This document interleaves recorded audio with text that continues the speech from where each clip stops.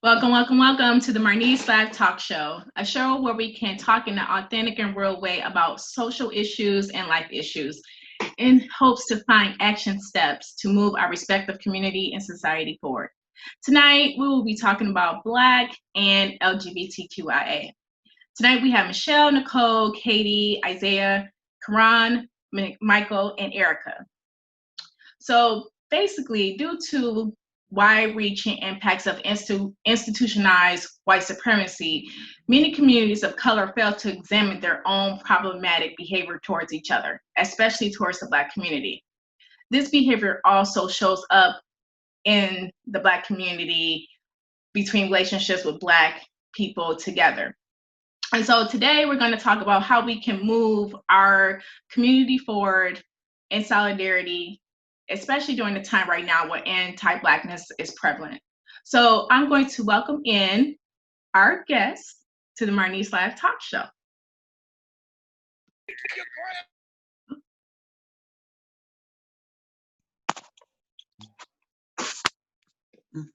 Hi, welcome, welcome, welcome. Hey. How you guys doing? Great. I'm doing well. How are you? Good. Great. Wonderful. Awesome. Pretty good. So I'd like to say welcome to the Marnese Live Talk Show. And then also, thank you so much for being on tonight. I know it's late and we are live on Facebook. So before I do that, I'd like to say thank you to DJ Monk for embracing us with some music to celebrate Black Music Month. And so we're going to go ahead and get right into the conversation. If we all can go around and just start with our name, I did introduce you all, but like everybody to know who you are, what are your gender pronouns, and what you identify as. Sure. Michael, you look like you're ready. I'm going to go first. Go ahead. So I'm L. Michael Gibson, and my pronouns are he, him, his. And I am principal and founder of Black Bear Brotherhood, a national organization for Black gay men of size. We're located in Detroit, Michigan, but we have chapters in 4 cities. So pleasure to be here. Thank you. Mm-hmm.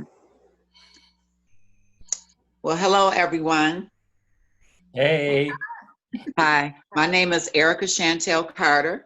As a performer and entertainer, I am known as Moon One Love, One Moon, One Love from above. And I also go by the hashtag Auntie313. Okay. So my pronouns are she, hers, goddess with 10 exclamation points. Okay. Here for that. Yeah. Okay. And first of all, I'm a soul on this planet inhabiting the body of a Black woman who happens to be openly post-op trans. Okay. Transgender, I'll accept. Transsexual, no. Okay.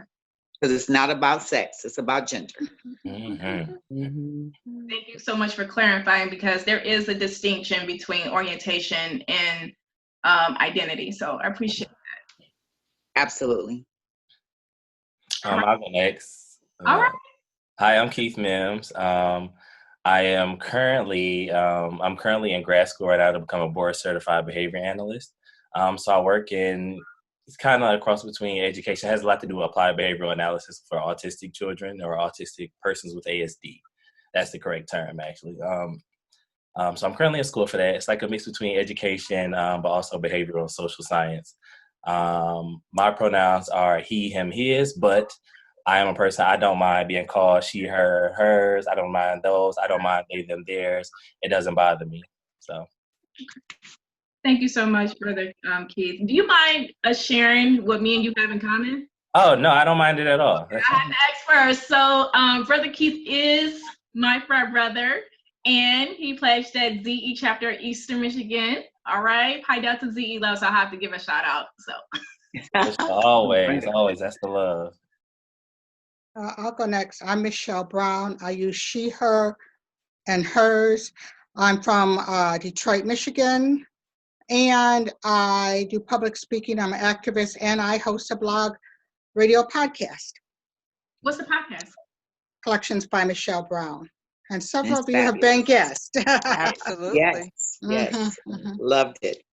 All right. I'll go. Or Nicole, you're gonna go because Isaiah looked like he was kind of like, yeah, pick me, Marnese.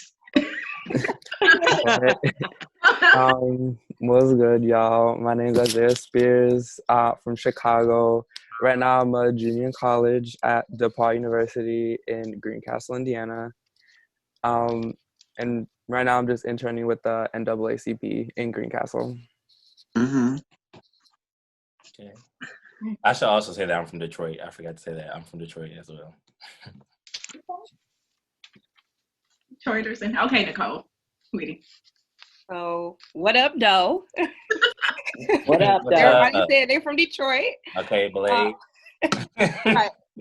My name is Nicole, and I'm honored to be here with our fellow friends and fellow activists and leaders on this panel.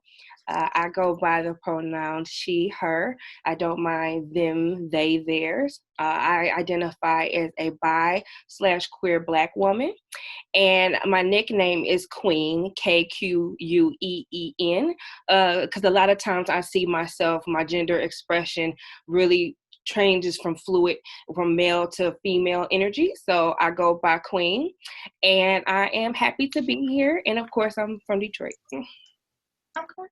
That's what's up. All right. I'll go next. Hey y'all, I'm KT.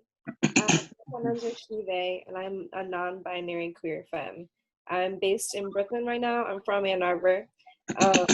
And I'm based in Brooklyn, and I'm an educator and curriculum developer, and I mostly write curriculum that affirms Black youth and also queer youth. I also run a blog, Black Education Matters, and yeah, I'm a disruptive educator. We're revolutionary out here, trying to be. Absolutely. Thank you. Of course. All right, Miss Lady. Hi, good evening, everyone. And it is great to see some familiar faces. It's been a while. I go by, my pronouns that I go by are she, her, and hers. And the names, I have various names. I'm Reverend, I'm Lady Keron, or just call me good old Keron works for me too. I am born and raised a Southern Belle, so you're going to hear my drawl throughout the night. I'm from Nashville, Tennessee originally, but I now reside in the DC, Maryland area, and I've been in this area for right at a decade now. So I'm glad to be here. Thank you. All right. Real quick, I think I forgot to mention my pronouns. I'm sorry. I'm gonna sneak back in, but I go by she or they, and KT is my gender neutral name. Just want to let you guys know. All right. And you weren't the only one that forgot something, because I forgot to identify myself too. I was like, oh, snap. I was like, I technically am a bisexual man. There's a conversation I can get into about all that, but I'm sure we could probably segue into that later. But I identify as a bisexual man. No, we got to talk about that. We're gonna get there. We're definitely gonna get there.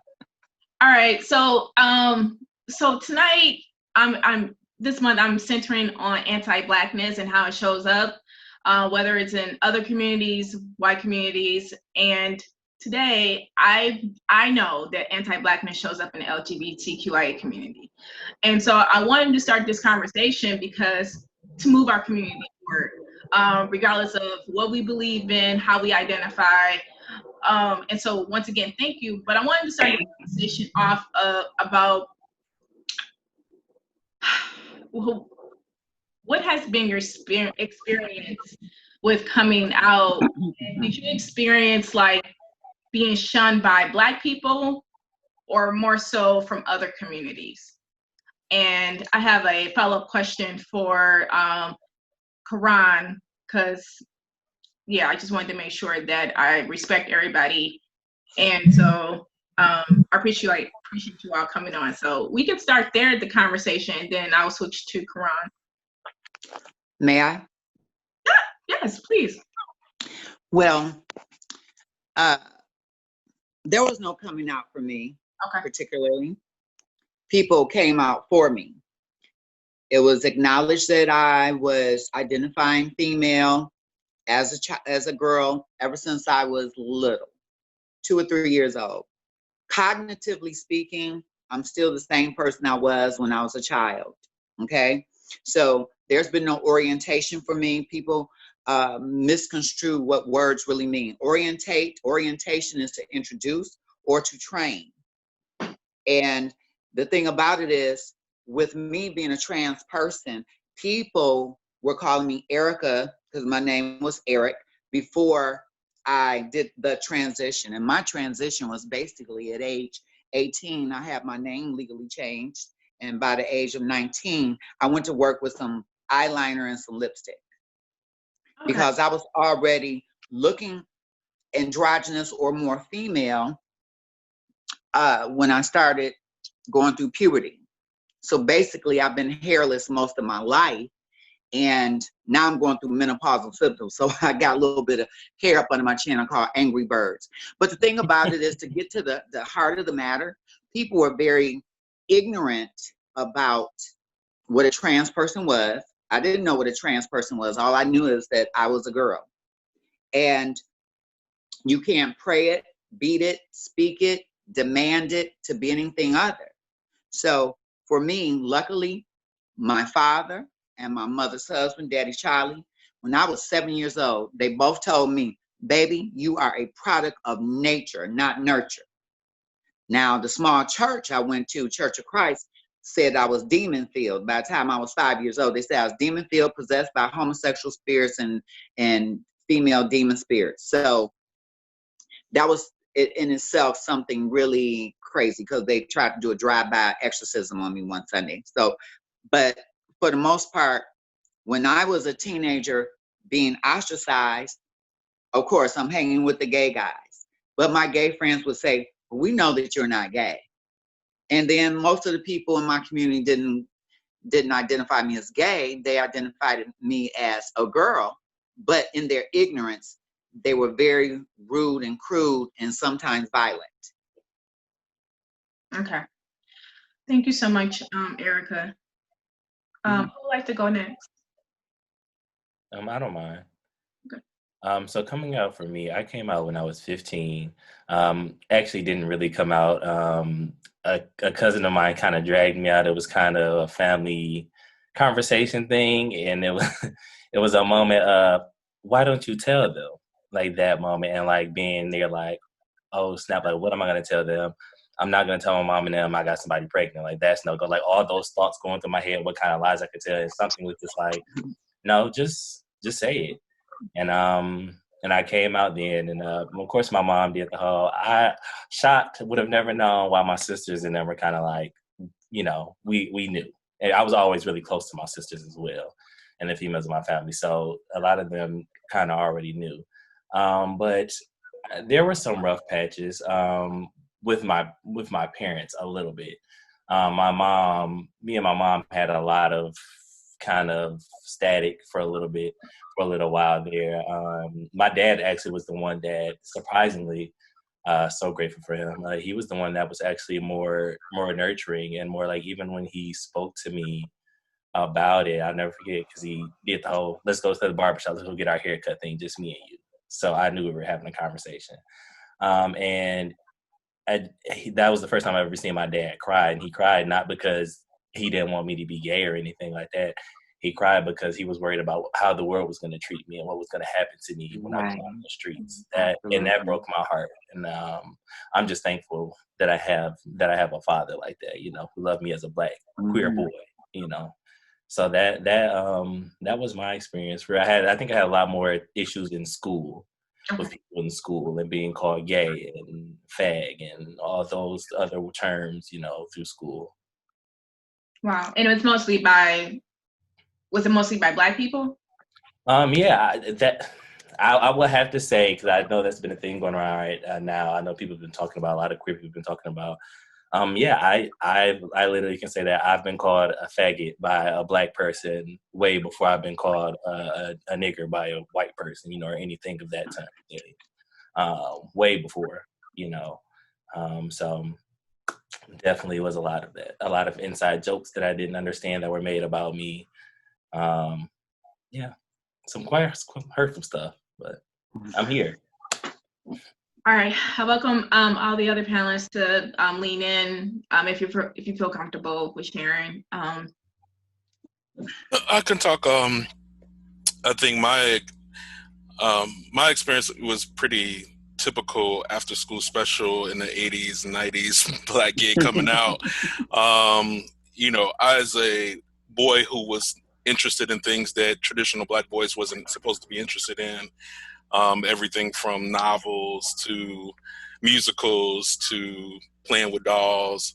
I think other people interpreted my sexuality way before I was aware of it.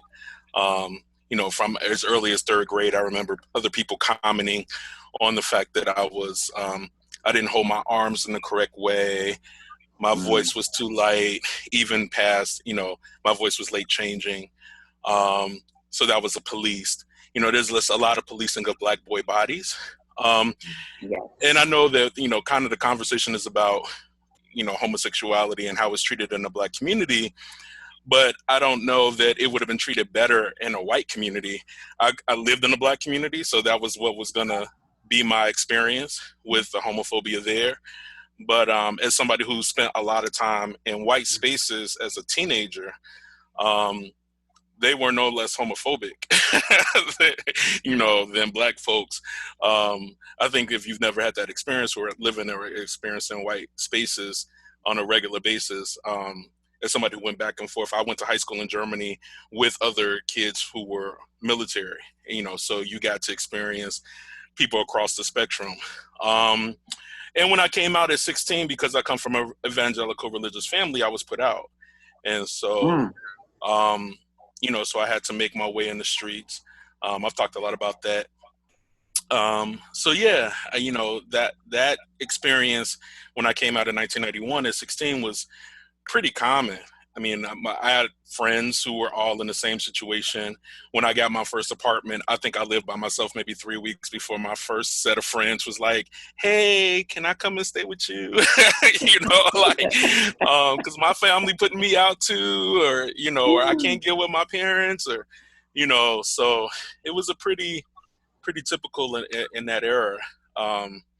And I like to tell people, like, it was the best of times and it was the worst of times. It was the best of times because I had no parental supervision at 16, 17, 18 years old, at the height of house music, at the height of partying in the clubs. But it was the worst of times because, you know, paying rent when you're 16, 17, 18 and having adult responsibilities is more than a notion. And, you know, like a lot of kids in those situations, while I had a job, I also engaged in criminal activity in order to help support myself. So that was real. Kate, Nicole, Isaiah. KT, I think you. Yeah, I'll go next. Okay. So when I think about my coming out story, I actually think of it as ongoing. Like, I feel like my gender is constantly evolving and constantly changing. And moving to Brooklyn, I think the first person that I met who was gender non-binary, who went by they, was like 2 years ago. Because moving to Brooklyn opened my eyes to what gender could be. And it literally was freeing. It made sense. I saw genders that mirrored mine, right? That are people who are non-binary, but also femme and have femme qualities. And it really was impactful for me. So I think my true coming out moment is when I think my sexuality coming out moment and my gender coming out moment are separate. Okay. And my sexuality coming out was in college. I realized that every single time I started drinking, I'd make out with girls. And I was like, sometimes you be, and like literally, and in my mind, I thought that was normal. I thought it was normal to be really, really fucking attracted to your best friends and have sex with your best friends. I literally thought it was normal, and I could get away with it in societal norms is because I'm femme. I mean, I think that's important to acknowledge that I'm femme presenting, therefore it's cute, it's flirty, it's nothing.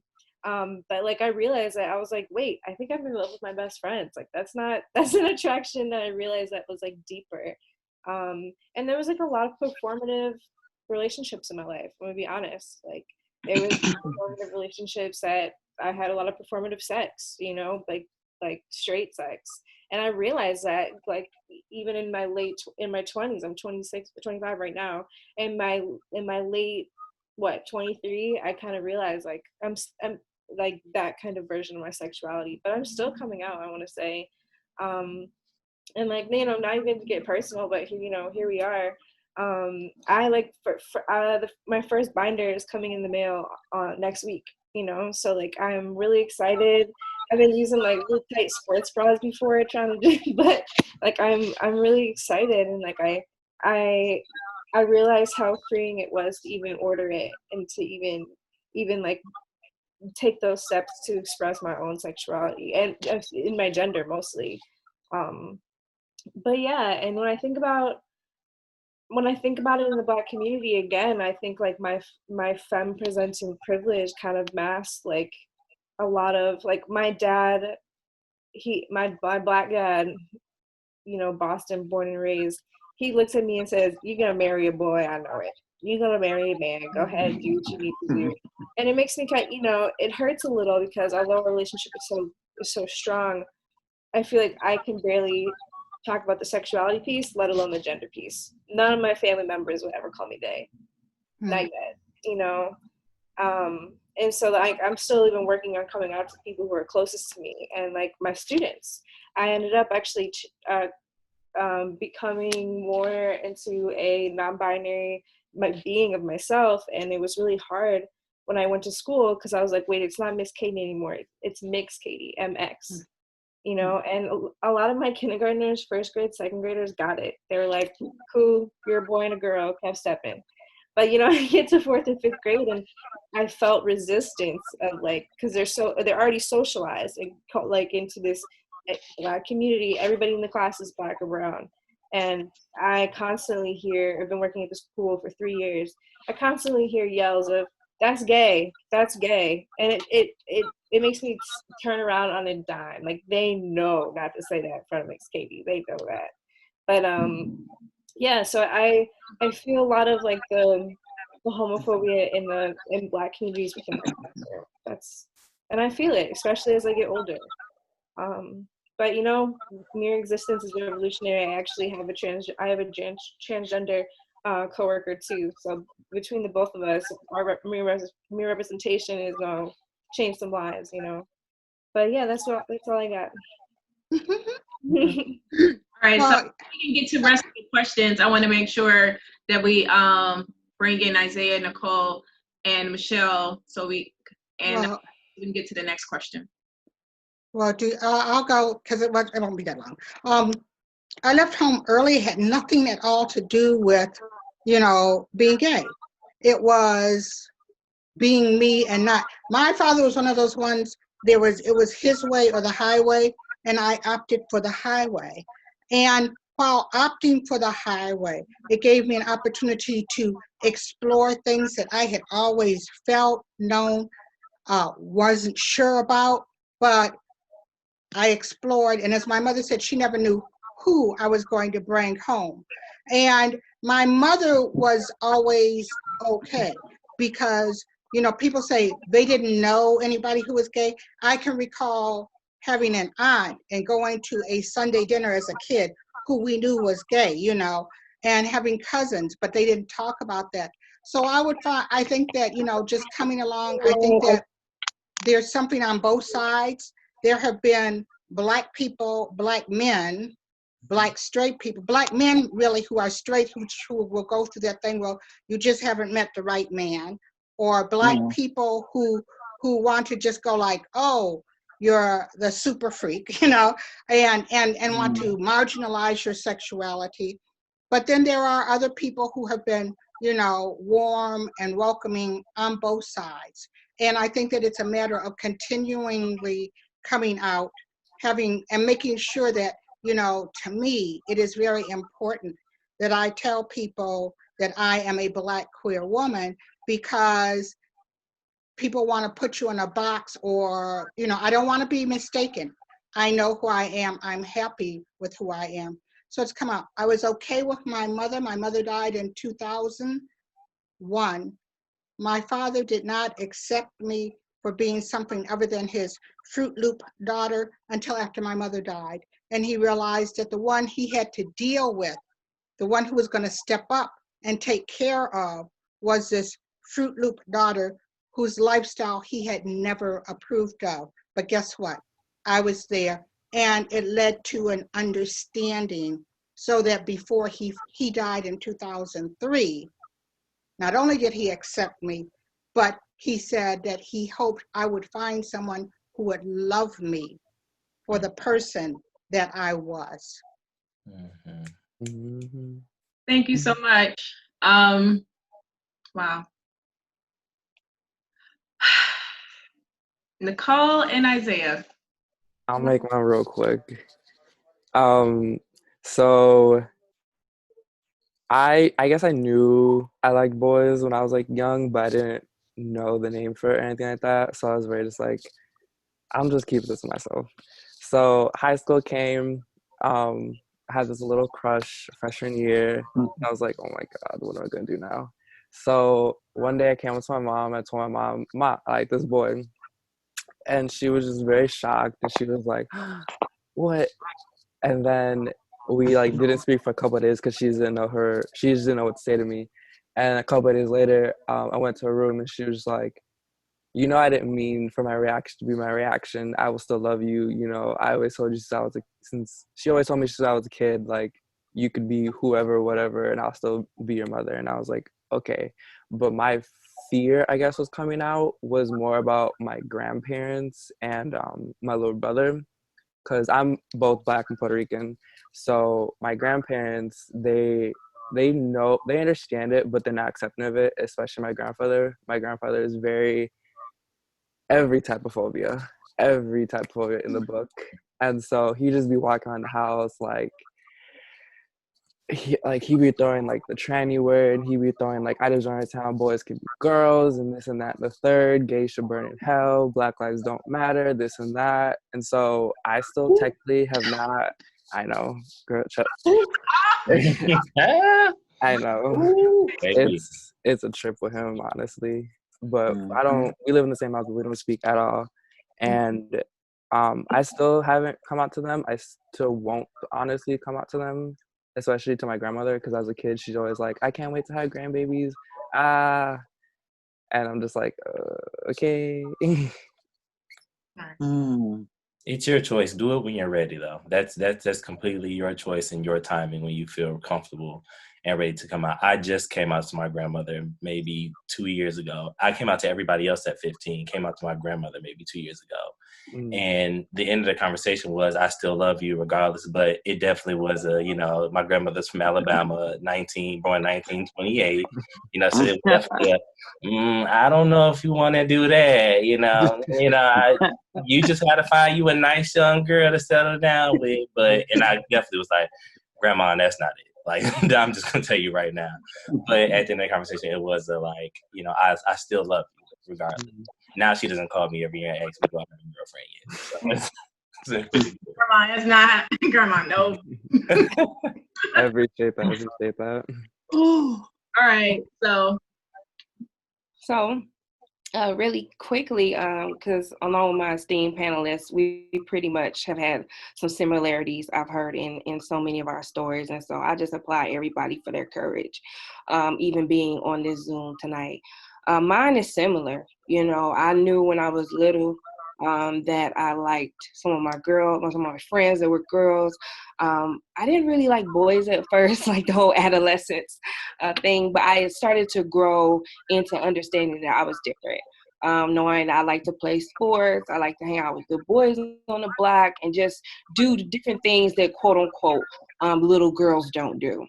What I learned from that was I went to Detroit Performing Arts High School, and it was so groundbreaking for me because my parents had put me into this conservative Catholic school. We Black, we ain't Catholic. I mean, no shade to anybody who's Catholic, but they quote unquote put me in this school because they wanted me to have a better education. And we know all of the white supremacy and all the things that come along with being in a Catholic school. They let me in high school decide what high school I wanted to go to. And so I said I wanted to do art. So it was like the fame of Detroit. Like it was, everyone expressed themselves. They were happy with who they are. And so I was able to see myself and develop myself there. So I knew it around 16, for sure. And that's when I first had my first experience dating a young lady that I went to school with. I went to Michigan State, and during Michigan State, just like KT, I was like, whoa, like I like to party, but why do I like girls as well as guys? And so I started taking women, gender, and social justice classes and learned about intersectionality and all those pieces. And so I came home one summer, and my mom heard me talk to a girl I was dating. And it broke my mother's heart. My mother, like some of you, my mother was born in the 1940s, very conservative. And so she instantly started crying. She told me that I was going to go to hell, I was going to get AIDS, all of these things. And so I call him my gay sage. He was my best friend. He got me out of the house and took me to Innuendo. And if anybody knows about Innuendo, it's still around, but I went there, and he was like, you have to just like regroup, Nicole. Like, it's not you. It's her way of protecting you. She's afraid. You can't do anything about that. Just dance. And I just danced. I danced. I had a good time, and I felt accepted. And like, if it wasn't for him, and if it wasn't for the community, I wouldn't have made it through college, because it really, really, even though my mom wanted to support me as much as she could, it hurt her so bad. Fast forward to now. Now I'm the director of equality in Michigan. So I'm fully LGBT. I'm fully out there. And where I met Marnese and Keron, Reverend Keron, and Michelle was on a panel for the NAACP. And I'll tell you this, my mom, for the first time, acknowledged my sexual orientation, me as a person. And when she saw me on this stage, when I showed her the video, she said, I'm so proud of you. And so I wanted to give you that, Isaiah, because like, even if they do change, or even if there is a glimpse of hope, like, it's still not you. It's still not any of us on this panel. And I had to just be patient with my mom. I had to say, what can I do? But now she's affirming to me. She's affirming to my friends who are trans, who are identify as lesbian, bi, queer. And it took a long road for us. But I want to say the coming out is still continuous. I still have to do it. I have a 5-year-old daughter. And so when I'm dating women, it looks different. And when I date men, it looks different. So, but just know, like, it's still something I'm working on, and coming out, and everything is different these days. Thank you so much, Nicole. So, Keron. Yes. Thank you so much for being here. It's my pleasure. So I wanted to ask you, with you being a minister, why did you accept my invite to come on the talk show to talk about this topic? We all know there's division, the Black church, LGBTQIA community. Why did you accept my invitation? So there was many reasons, to be honest with you. One, I am very passionate. I definitely consider myself an advocate and an activist in the community. I know you and I have a professional relationship. We have a history from where we work together. And for me, coming on, I saw a Black professional female that wanted to provide a opportunity for individuals to share their stories and to be empowered. And why would I not want to be a part of a opportunity to support my brothers and sisters here? So I wanted to support you and those that are here. That's who I am. I'm a supporter. So I believe in that. And so I my hat is off to you um, on this journey. And I wish you the best and everybody that's here. And I think what I've heard that's been most important is not what you asked me, but it's just sort of ringing to me right now. And I don't know his name. The young gentleman, the youngest one on here. Isaiah? Yes.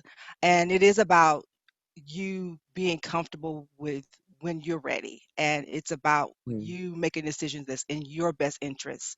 It's about it's not about pleasing anybody else. It's not about what your friends or even people who are part of the community are telling you that you should do. It's what your gut tells you that works best for you, and that's what you lead by. Because when you do that, then you will not have any regrets. You won't have any uh, resentment because you've done what's in your best interest. Because only you know you. Thank you so much. Thank you. Thank you. You're I, welcome.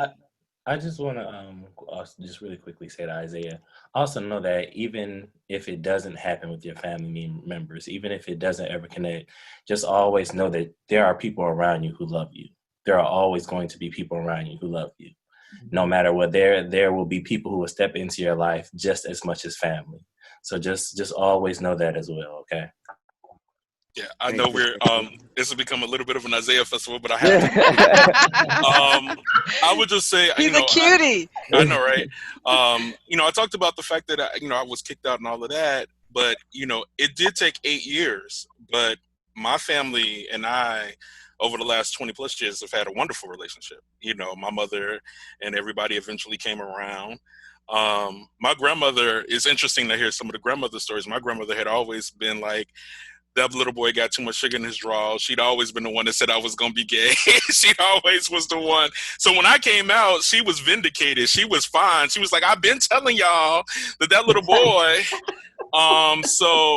Yeah, man, not everyone always comes around, but a lot of people do. And in the meantime, I would encourage you to develop surrogate family, develop community family around you, because I have friendships that are 20, 25, going into 30 years old that have been, like my like blood, that have paid bills, that have paid college tuition, that have supported me and stuck by me.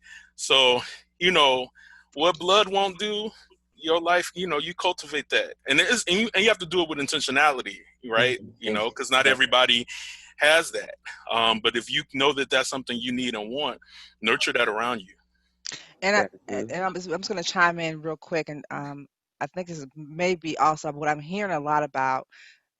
What we fail to really remember when we talk about our families and our loved ones, and I think this sort of ties into why some of us why she may have invited some of us here. Our host may have invited some of us here tonight, and that is because we, as a Black community, we are founded.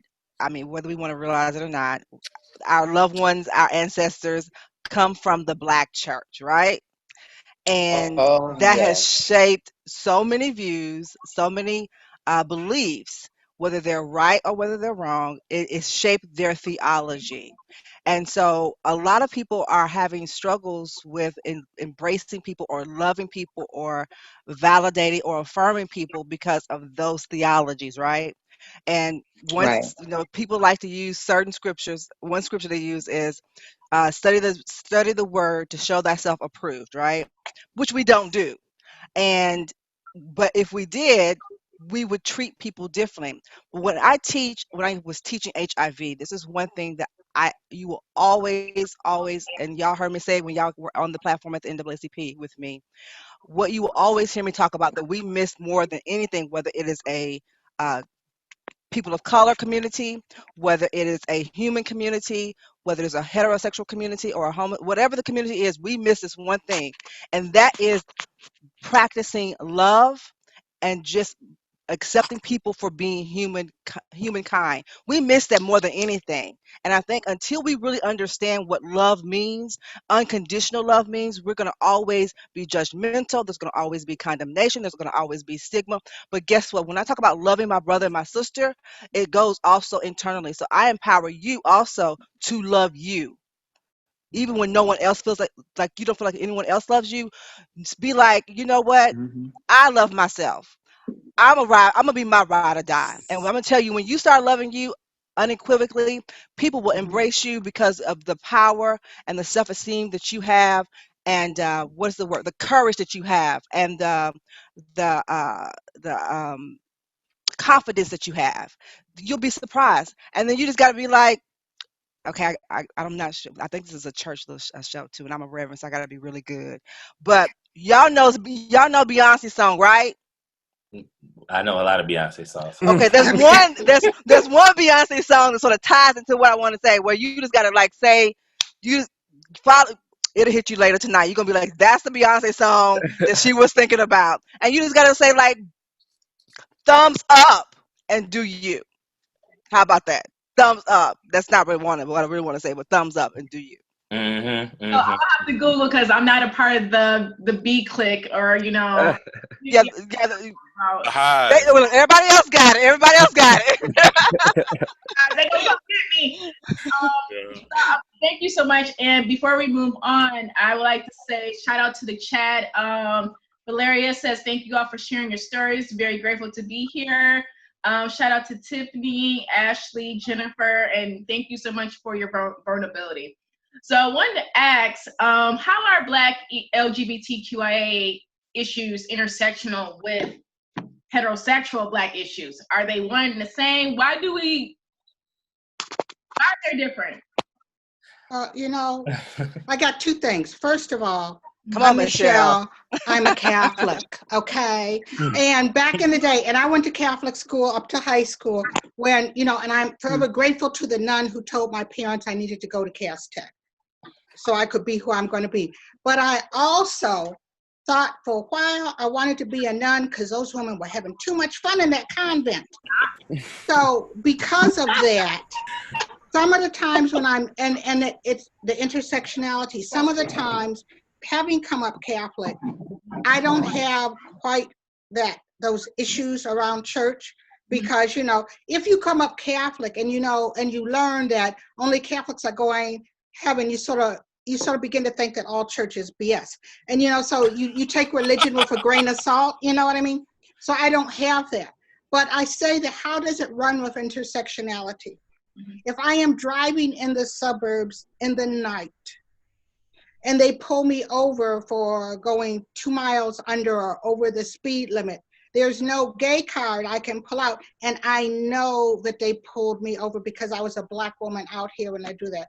When I was in Chicago in the water tower and I had someone follow me all around, round, I knew it was because I was Black.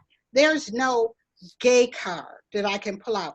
And when I hear a young Black man or a young Black woman has been killed, I hurt like that because I remember being told, when you go out and watch out for, if a white man looks at you too far or not to say things. So it is intersectional. I cannot stop having those feelings about being Black and being oppressed and racism just because I can say, well, let me run to my gay place and I'll be okay. Because I also know that there are some white gay people who feel the same way, who will say to me, why don't you talk to those Black ministers? And I'm going like, hey, I'm Catholic, back off. That they have those stereotypes about me because I am Black. So we cannot separate that. That's our intersection. As I say in my show, we stand in the crosshairs of our intersectionality. We can't step out of it. Thank you. I think that the thing for me is that this, how do Black gay issues intersect with Black cis hetero issues? And I think just remove the cis hetero, like we are Black people still at the end of the day. So it's still a Black issue what we face. And I think a lot of times, I feel as though a lot of the cis het community thinks of the gay, everything that's been happening with gay rights, is think of it as in a sense as in, we profit off of that just like white gays do. And that's not always the same. That's not always a thing. There's still a lot of issues that we face and a lot of different things that we experience than the white gays too. Even when it comes to adoption, there are still issues, there are still biases with Black gay couples and adopting and things like that white queer couples don't have to go through, that they benefit more from these laws than we do a lot of times. And I think there's a lot that's missing. I agree with what Michelle was saying as well, because I can never throw away my Black male card. For those of us who can be, I believe two things can be true. For those of us who can present, sometimes I can present cis het passing. Just in depending on how I dress, depending on how I feel, I'm very gender fluid. So sometimes I can pass. And in those instances, yes, you know what I mean? And my Blackness will be the first thing they pull out. But there are a lot of queer men who are very feminine, very flamboyant. That's just them naturally. They can't, when people see them, it's not just oh, I see a Black man. They see a Black man and a gay man because of that femininity alone. You know, so they get identified as both. It's not just that we see Black, gay before with those persons, or even with women who are masculine passing, masculine presenting. You know, it's the same thing. It's instantly both of those identifiers that are labeled on you. You know, so it always intersects, and I feel like we all hurt. Like most people that I know, everybody that I do know within the queer community hurt when Black people are being murdered and stuff. With everything going on, we all hurt. We all rallied. The Black Lives Matter movement was started by 2 queer women of color. You know, queer trans folks have always been on the front lines of rallies, of marches, especially of civil rights issues. And I think the cishet community does a lot of disservice to us when they try to erase us from these things, and when they try to act like we don't care about Black issues because we may highlight our mistreatment as well. And because at the end of the day, if we're really going to talk about, like somebody said earlier, we're really going to talk about the liberation and freedom of all Black people, none of us are free until all of us are free. And that includes whatever we whatever we identify as, whatever we identify as sexuality as, trans, gay, bi, it includes all of that. No Black person, none of us are free. We as Black people are not free unless all Black persons are free. Thank you so much. I'm going to go to Erica and then KT. I want to expound on a couple of things that's been discussed in the last 10, 15 minutes. And first of all, I'm not a politically correct person because my life, my existence is not politically correct. When we talk about the intersectionality of the Black experience and then the Black LGBTQIA, all of the alphabet experience. First of all, why can't we be looked upon for the content of my character? Not how much melanated I am, because we in our own community we attack each other if we speak proper English, or if we have a certain texture of hair or a complexion. And we all know that came from us being disenfranchised from our Native American lineage to our African lineage. So how can we as a community learn how to talk to each other and bridge those gaps if we cannot sit down and first say, we are Black first? And I have to say this, I'm not invading anybody's space by being trans. I'm not being intrusive. People intrude upon me, okay? I do not have any issue being trans. The issue is the issues you bring to the table. Now, I will say this, I'm 54 years old. Does anyone here know what the average lifespan is for a Black trans woman? Statistically speaking, 35 to 40 years old. For the fact of all of the oppression, all of the depression, and all the things that come to us to give us a lot of things. We're on a 50-50 slant. 50% of us survive and are very successful, or 50% of us go into drugs, into depression, into things where we do not have a life past 40. So as a Black woman who was a teacher in the Christian faith in the year 2000, and studying the religions of the God of Abraham, we have a patriarchal system, first of all, that pulls women down. I don't mean to offend anybody, but God's name in the beginning of the Bible is Yahweh. Female, male, spirit of God.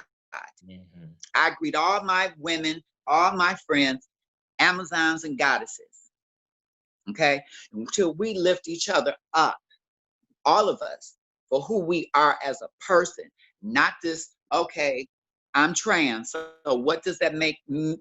Are you going to talk to me differently? Are you going to use different colloquialisms? You know, you just have to understand that we have to have proper dialogue and a seat at the table, because what's happening to us is happening to all of us. Because I'm Black, blackity Black, Black. I stand proud with Black women. And the thing about it is, I will say this, Curtis Liscombe from LGBT Detroit, he said to me, Erica, do you feel like you're privileged? And I said, I understand what you mean, because I passed, okay? But a friend of mine said, what does passing benefit the community? So several years ago, I started outing myself because this bathroom issue was talked about. So I made myself visible so that youth like Isaiah Spears can be comfortable in their own skin. You are you.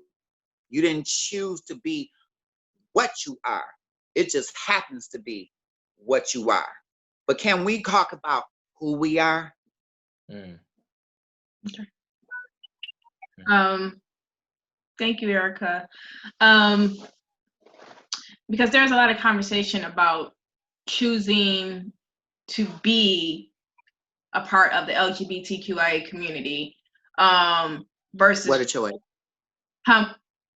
What a choice. A choice to be right, to be a part of it. What a choice to be marginalized. Right. To be spit on. Yeah. To be beat up. Yeah, right. Versus Black people who were born Black, right? And I'm not gonna, of course, this is a whole nother show to get into the whole biology and whether you chose to be this way or not chose. But we need to in some more episodes. We definitely got to get into because I get down in that. Okay. So because I read this quote on Instagram today about Black Lives Matter movement, and I'm gonna definitely go to Katie. I'm KT.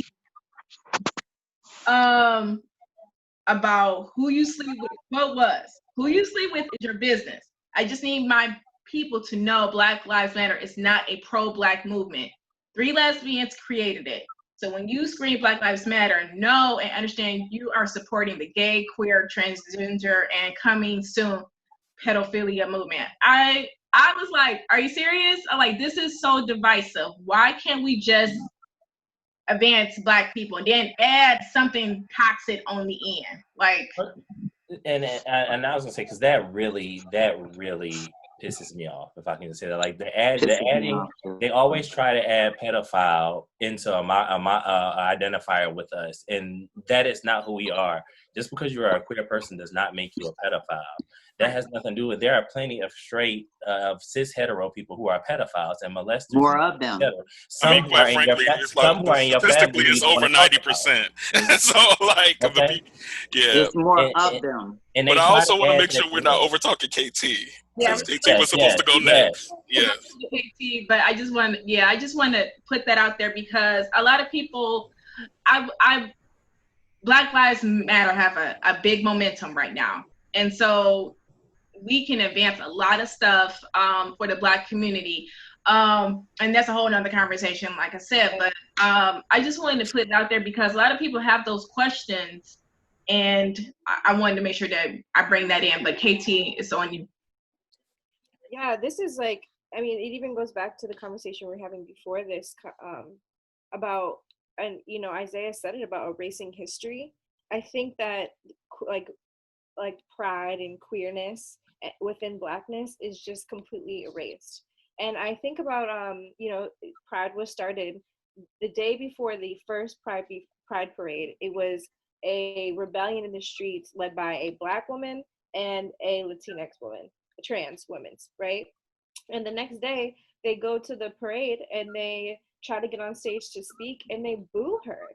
They boo Sylvia Rivera for about 3 minutes. And she's on the stage, she's grabbed like the man, like my martyr, she grabbed the damn microphone. She said, I'm taking space right now. And she said, how dare y'all?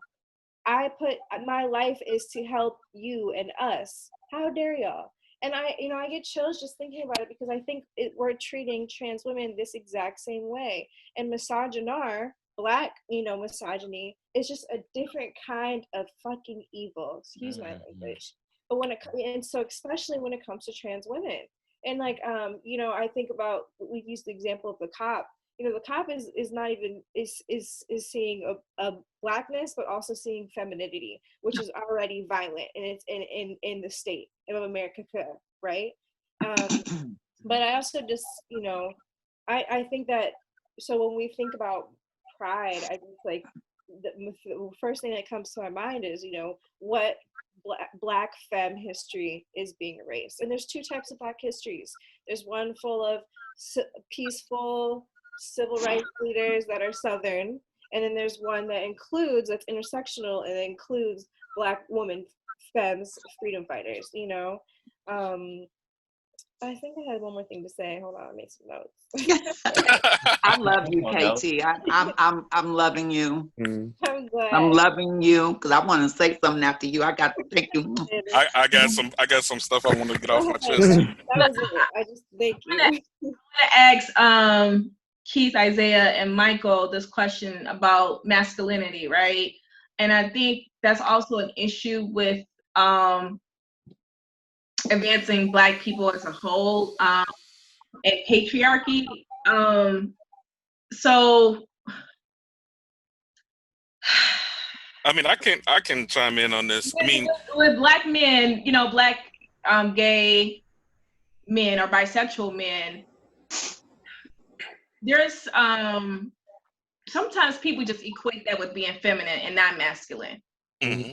And so Right.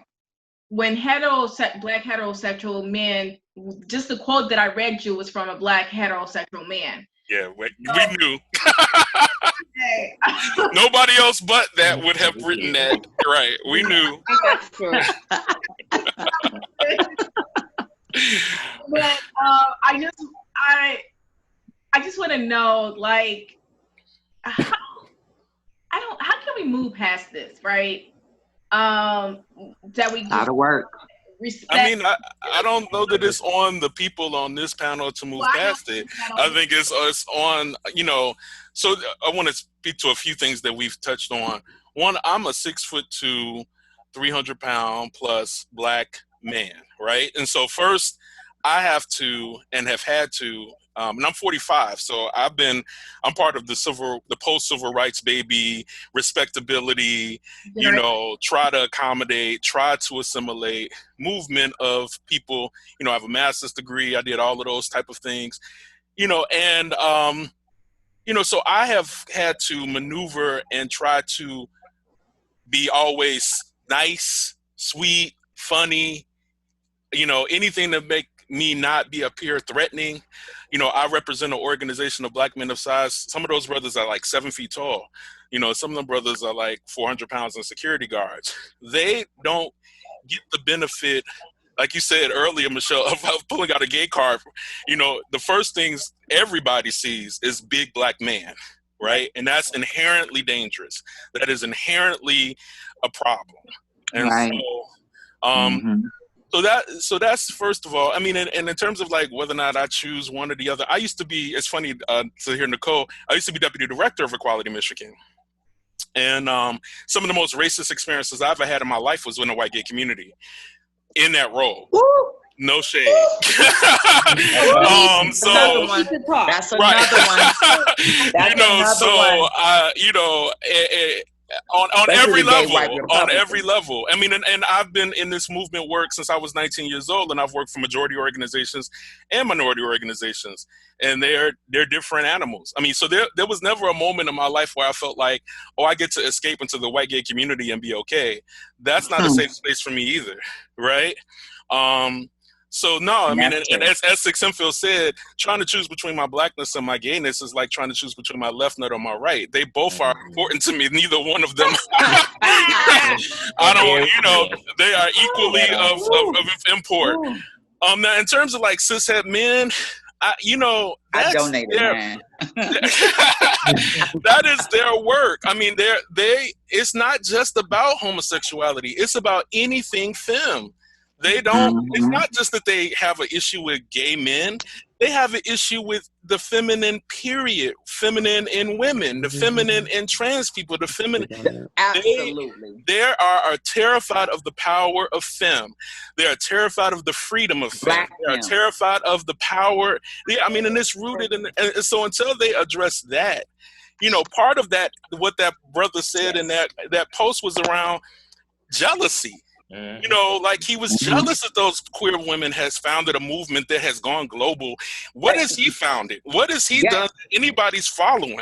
Nobody is. And so he wants to be that person. He wants to be in that. He feels he's owed it because he's a patriarch and he's a black man. Nobody owed nothing. Do your work. Do your work. And until black cishet men do their work, you know, the rest of us just need to continue to do, like, they're a distraction. And I refuse to be distracted by that noise. I just, like, try to surround myself with black people who love black people. And that's who I'm going to focus on. And that's who I'm going to fight with. Not black people who only love some of us. Absolutely. Isaiah, did you want to weigh in, huh? Yes. So. Come on, baby. Two things are like coming to me. One of them is like the ideology of gender roles and how that's been predominantly like more enforced in the Black community for survival techniques. And then the other is just this idea that anything that de-escalates your masculinity, you will be scrutinized for it. And I don't think that's like the case necessarily, especially when it comes to like younger queer people. They don't really see these, like, in my eyes, that is like starting to diminish the whole like masculinity, femininity, but it's still very prominently there. It's just very subconscious. Like, so I was talking to my best friend and I was reading him some of the questions that you sent, and I was like, oh, I don't know how I'm gonna answer this masculinity question because I don't have masculinity. Like, me have masculinity? What?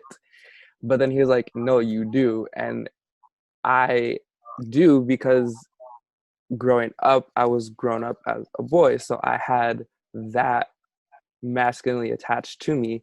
I grew up, even though I grew up more Hispanic, I still saw and understood what it means to be a Black man, and I'm still learning and trying to understand all that, but I still perpetuate that. Thank you so much. Keith, did you want to add in before we go to so just to start things at the top of all things, there is divine masculine and divine feminine energies. And a lot of people like to talk about this God that is all encompassing.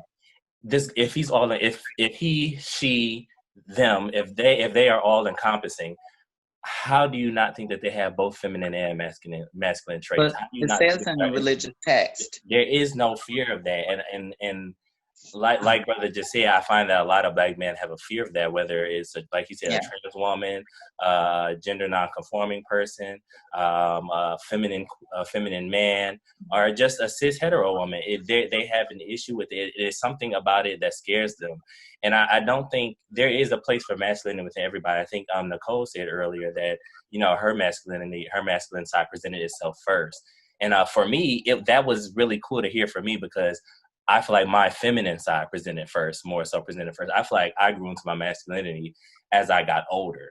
I feel like that's when I really got into it. Right. So it's I believe that it's not that there's something wrong with masculinity. It's something wrong with the idea of masculinity and the presentation of masculinity that people have nowadays. And that goes back to our society being a patriarchal society. That's what that all roots back to. Patriarchal societies and racism. Is what a lot of these things root right on back to.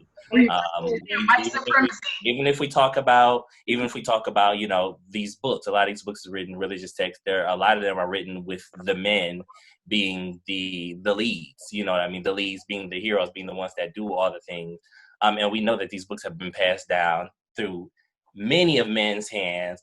An actual cis-het man who had the power to do whatever they wanted to, construct religion and things whatever ways they wanted to, And it's to maintain power. And it set up our society to see being male and being patriarchal as power. So now that it's this whole wave of accepting femininity coming into play, they're scared. They're shook. They don't know what to do. Women are here. I'm not afraid to say it because I love it. Black women are out here killing the game, whether it be trans women, whether it be non-conforming women, whether they be cis hetero women, especially in industry. We talk about people like Beyonce and things like that. They are doing it. They are doing it. We talk about Black women, the Black woman who just did the virtual fashion show. You know what I mean? When we talk about Black women, femininity is a thing. It's a thing. Even if we look at number one in education in this country is even Black if we women. look at leadership, a lot of the people that are leading the country well in this time are women and Black women, and that are really talking about taking care of all of the people. It has been Black women. You know, I can explain that. I wanted to say something a little bit about the masculinity and femininity. Like, if we continue this conversation, I would love to have a masculine-centered woman here. Because they have such a different narrative. And for me, who dates primarily masculine-centered women, I would tell you that they get treated way different than me when I'm femme presenting. And the level of threats that I would witness when I would be out with my partners from Black men who are inherently angry was just crazy. And so I feel like in these conversations, a lot of times they're not a part of this, and they've had to balance all of it. They've had to understand, like, you know, and so I just really want to put out there that, you know, the femininity that a lot of, like my partners never said I want to be a man. They never did. They were comfortable with being women, but their gender expression, it's like KT and I were talking about. And so I just want to say that we have to really look at the scope of femininity and masculinity with women, men, non-binary people, and everything like that. And so I hope that we could get that perspective. Well, and can we also add that gay men are not immune from being sexist, misogynistic. Yes, I was, yes. Right? Like, you know, there's gay men are not immune for that fear or viewing women as competition or speaking down against other women. So, I mean, even though it is more likely to be a cishet man, I've seen gay men be just as bad. So, you know, the work is across the board. Michael, across the board. Hey y'all, I just wanted to say I gotta go actually, but I really appreciated this conversation. It makes we got to do it again. Yeah, and it makes me you feel need 3 more sections. And much love, much love. Oh, sorry, I couldn't hear you, KT. I want to thank y'all for just like sharing her coming out stories. Y'all set the stage of vulnerability and acceptance and affirmation, so like we can all just like freely share, and that's special. That's it's important. And leaving here, I feel good. I feel good in my Black queer ass body. So, yes. Thank you. I love it. I'm gonna put it on the little, on the board so you can see me. Okay. Bye, y'all. Thanks. Thank you. Be safe. And Marnese, we should. I have a question from the chat, but before, can you give me an example of what that looks like with gay men being pretty much just as toxic? I mean, some of it is just thinking that they have a pass, misgendering trans women, calling, heterosexual cishet women cunts, the fish, viewing themselves in opposition or in competition with those women for other Black male, patriarchs. The harassment if you're not passing enough. I mean, and some of it is just like, some of them are responding to past trauma because their coming out story includes a mama who wasn't affirming, or their coming out story includes a mother who was harmful. And rather than do the work of getting therapy, address that, they take it out on other women. And a desire a really strong desire to align themselves with patriarchs as a means of getting acceptance, right? And so the weaponization of trans women, has come about in a lot of Black gay men's early stories, because when they came out, the first thing that their mama or their daddy or whoever said to them was, well, if you're going to be gay, then don't do that. Don't be trans, don't be femme, don't be, and so those messages, stir the pot even more because, but for these other women, these other trans, these other queer femme energies, I would be loved, I would be accepted by my family, right? Like, we have to really dig deeper and unpack the roots of why Black gay men have these struggles around femme women, when their energy is more aligned with that in some cases than not. Right. Yin yang. You know, so it manifests itself in a lot of different ways that often goes unexamined because we're also oppressed, right? But Absolutely. our oppression is not an excuse to be oppressive and unempathetic to the experiences of other people within our community. And you know, just to piggyback on that, because you talked about the term fish, and that was something that was on Twitter earlier, was that a Black woman was expressing that, you know, and she even did say that a lot of gay people try to use it as an endearing term with trans women, or who they consider passing trans women, and with cis hetero women as an endearing term. But she talked about how it's still a term that is rooted in misogyny, and there's nothing about a fish that is feminine, or that screams femininity, representation of femininity. At least that's what she was saying. But I got that it was still rooted in misogyny. I think I've seen a lot of gay people retweeting, even a lot of gay Black men retweeting, you know, oh, well, I think vagina smells like this, or I think, you know, I'm going to call them fish, you know, it's because, and that, you know, that's a prime example of misogynoir, you know, right there, because that we have a Black woman literally telling you all that this is not a term of endearment. And we all know what the term fish, where it came from and how it was originally used towards women, especially Black women. You know, so for them to, you know, just to not even be able to let that go, because it's something that Black women, you know, and some Black trans women, I'm sure, I can't speak for all of them, but some Black trans women might not agree with, you know what I mean? Because like he said, there is some kind of, I don't know what it is, some kind of hang up of dislike for, in the Black gay community, from what I've seen from some people, a dislike for the body parts, certain body parts and things of Black women that they reject and that they talk about and that they spew hatred toward.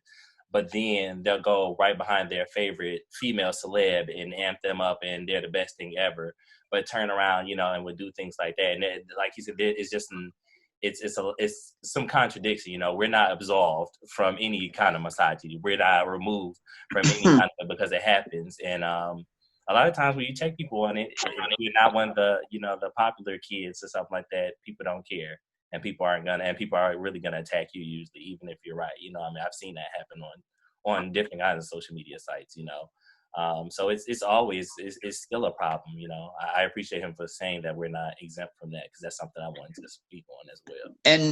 And I'm glad you all brought that up, for the simple fact, first of all, trans women, drag queens, people that are, how could I put it, transitioning, or who just live as a woman and who don't want the bottom surgery, the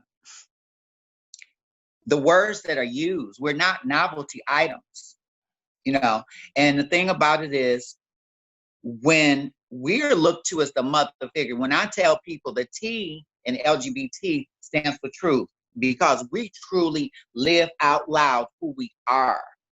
And a lot of gay men want to make us this fantasy being. They want us to be Jessica Rabbit, Marilyn Monroe, or Beyonce, and then or how about this? That's not talked about a lot. I'm a post-op woman. I'm 54. I had my surgery when I was 21 in 1988. When word got around that I had my surgery and I went to a bar, went to bookies, a lot of gay people and a lot of the pre-op trans women told me, why am I here? I'm a woman now. So there's a lot of these categories, these subcultures, and what people call a subculture.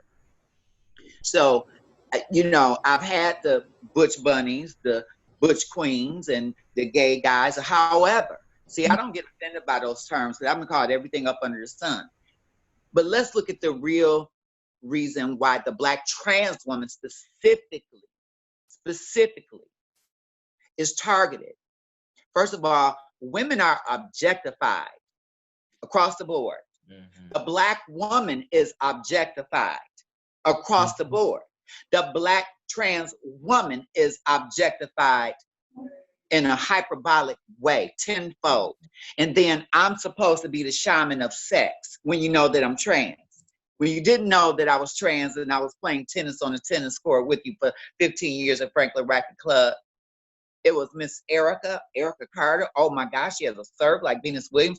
And then once I outed myself, you want to just act like it's a Pandora's box that I should be the one who knows the most about sex and how it's done. See, we're too busy about sex and who people are having sex with. I tell people, first of all, I have raised children since I was 12 when my mother took in foster children. I got 7 brothers and 6 sisters. When I was 18 years old and I had an apartment, let me tell you something. In Palmer Park, I had friends, like you said, that came in. This is what I tell people. Before Ruth Ellis was Ruth Ellis, the agency, which I love, my friends could stay with me 2 days, 2 weeks, 2 months, 2 years. I've had lesbians, trans, and gay boys, gay men live on the floor, on the couch, and in my extra bedroom. And we represent a feminine, and we represent mother. And I tell people, first of all, let's get biologically correct. The X is the only true chromosome that is fully developed. The Y chromosome is a truncated, undeveloped X. My testicles were ovaries first. So I only ascended to my higher self. The higher self is the woman. The higher self is the Black woman. Rapper Nas said, the closest you can get to God is through your mother. And the first teacher is your mother. More than likely. Because the Black woman, women period, but especially the Black woman has carried society on her back. We are a product of our neurological information that feeds our brains. All this starts in gestation. See, I get down with people when they want to go ahead and get religious on me. I get down with people when they want to go ahead and use scientific measures. This is what I said to my sister who's 6 years older than me, and she's a doctor. And she referenced some things about when I was growing up. I said, no, Lynn, you knew I was always a girl. I said, let me just say something to you. Birds. There are birds that don't fly. There are birds that are featherless. There are birds, the platypus that doesn't even have wings, but yet they are all birds. Period. That's all it is. But see, a lot of people can't take that truth. It's a blunt truth. See, when you have somebody like Prince or Michael Jackson or people that kind of have a little androgynous, they accepted the feminine aspect. Right. Because that testosterone comes from progesterone. So you came from the female source anyway. So that's why you have it. And that's why we can exude a masculine aspect. What happens when a woman goes through menopause? She needs to get hormonal therapy because she's starting to diminish. Grow hair, hot flashes. Oh my gosh. A whole lot of things. Just give me 10 minutes, baby. I have it all together. And I can get me a Muslim, a rabbi, and a priest, however, and I'll sit them down and open their books and go to the beginning. You didn't write about the woman and her giving. When you are on a menstrual cycle, Miss Marnese, you are what? Preparing for life. You are cleansing for life. People back then did not understand why women bled and did not die and why they had trauma giving birth. Well, shoot, push 10 pounds out that vagina. And then, so they looked at those things as a curse. Right. It's just ignorance. I don't have a problem with a person having faith, loving Jesus, loving Allah, ISIS, Chaka Khan, all your super friends. So thank you. Just be a good person. Thank you. Be good to Mother Earth. Thank you. Come through, Erica. Okay, Erica, I gotta have a show just for you. So I wanted to go ahead and wrap up, but I want to get to all my viewers who are still here. I want to say shout out to my sans Kristen, my mother. Thank you so much for tuning in. And Alex had a question about intersectionality. I'm scrolling back up to it. In terms of intersectionality of it all, how do anti-Blackness from the queer community and anti-queerness from the Black community manifest themselves differently or similarly for you in your life? I think we kind of touched on it, but I just wanted to make sure that I And I do have to go, but I want to do this again and again. Okay. All right, so before Okay. we jump off, can you just offer one last thing? How can Black people, heterosexuals, LGBTQIA community, all our different identities, Black church, how can we all start to move forward and align together to advance Black people for our Black liberation, right? That's what we need to begin to. Proper communication, dialogue with respect. Mm-hmm. Okay. I would encourage anyone who's still struggling around their sexuality or struggling around loving themselves as a Black person to do the reading, right? Like to do to learn the history, learn that you don't have a Harlem Renaissance without Black LGBTQ folk. You don't have a Black civil rights movement without Black LGBTQ folks. You don't have a first wave, a second wave women's movement without Black women. You don't have this moment right now without Black queer folks. I mean, so do your work to learn how to love yourself, to do the reading, to learn how to be okay in the body that you live in. You know, we as Black men of size, we have to do work around body positivity. Do that work. It's worth it. And then once you do that, you know, you're gonna tune out all of the other noise. You just don't have time for it. Amen. Amen. I'm still. No, I was gonna say real quick, like, even though I second the education portion and everything, at the end of the day, we're all to the outside we are seen as Black. So to everybody else, we're all Black. So why do we gotta continuously divide ourselves within our own community? And I think for my little last piece, I just want to offer is that I think we need to lead with love. I think, you know, there needs to be also like she said, communication, listening. When Black women, when Black cishet women, when Black trans women, when Black queer persons are speaking to Black communities about our pain and our suffering and our trauma that we go through and that we face within the Black community, I think it's also going to take a lot of listening to us and understanding us instead of getting mad and thinking, oh, you're trying to be divisive. This is trying to take away from the, you know, it's a piece. It's an important piece to the movement and to, you know, freedom towards all Black people. So I think there's a lot of listening that needs to be happening. And before I go, just a quick shout out just to my sorors of Pi Delta, because you all have been an instrumental piece in my life as a queer man, where a lot of you Black women advocated for me when a lot of straight men didn't want me in those spaces and didn't want me and didn't accept me in those spaces. And it was the women of that chapter who I was around, who I got to know, who really loved on me and who really vouched for me and had my back through it all. So, you know, I'm forever grateful, you know, for Black women have just always shown up in my life in different ways, various ways since I've been young. So shout out to y'all. Just say thank you so much for that, Marnese. Thank you. Okay, Pi Delta showing up. Okay.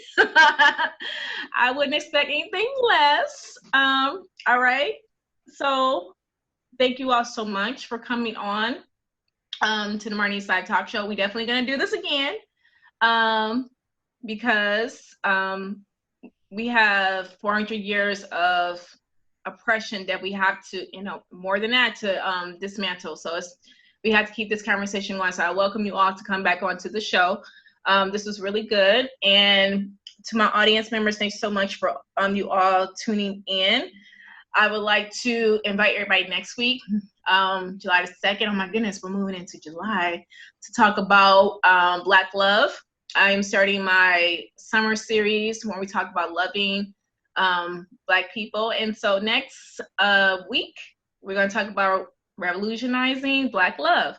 And I have another full panel because I like different perspectives. And this is how we connect and evolve. So next week on the Marnese Live Talk Show, please tune in.